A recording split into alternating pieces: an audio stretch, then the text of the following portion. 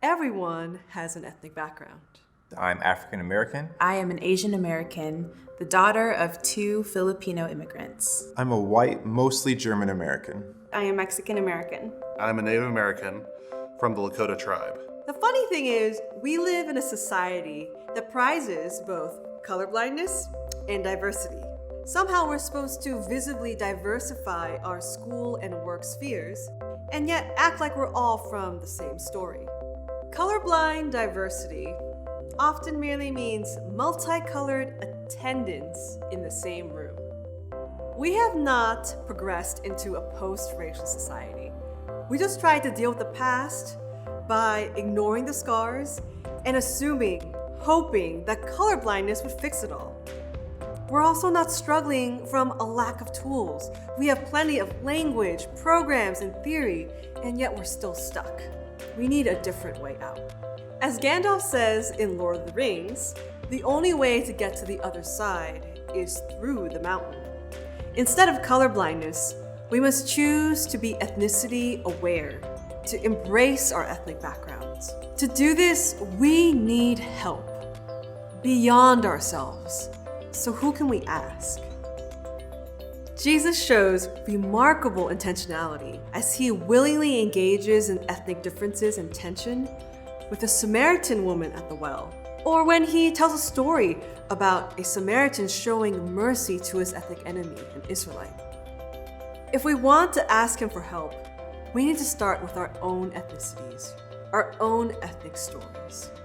Our ethnicities are experienced through our cultural heritage, our racial background, the languages we speak, and the histories of our families and our ethnic communities.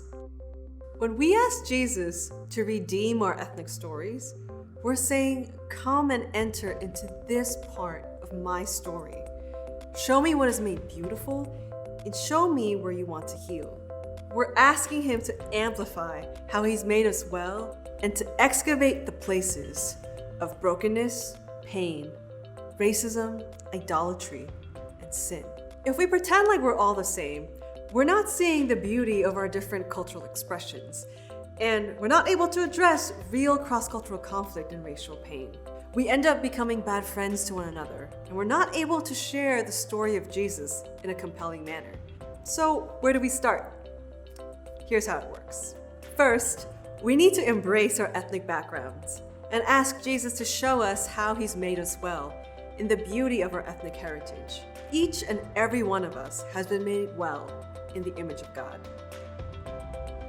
Some of us will have no trouble thinking of beautiful, distinctive things about our ethnic cultures. And others of us, we might have a hard time, so we might need to ask, where do I even begin? The shallow thing would be to just celebrate our cultures and not acknowledge the real, hard, broken things that exist in and between our ethnicities. So we can't just stay here. Second, we need to look at and name the places of brokenness, pain, and sin that have affected our personal and collective ethnic journeys, as well as our own people. Sometimes these are idols or things that our cultures worship. Other times, these are experiences of prejudice, racism, and injustice that have left deep scars in us. Unattended to, these scars can make it harder and harder for us to love people that look like us and who do not look like us. And thus, we end up causing more pain. We need redemption, or else we are going to see cycles of idolatry, sin, and racism repeat themselves and hurt people around us. Jesus does not want to leave us in the broken story. He offers a path to redemption if we accept his help in finding healing for our own ethnic journeys.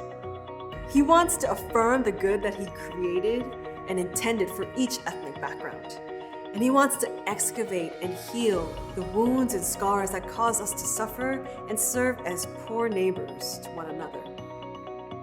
Another way to put it is that Jesus helps us to become fully who we were meant to be, and he invites us to have our scars transformed by the scars he received on the cross. He enters into the brokenness of our stories with us, and then invites us to rise with him in his story of new life. He then calls us to live out all of who He has meant us to be, including our ethnic stories. And this is beautiful.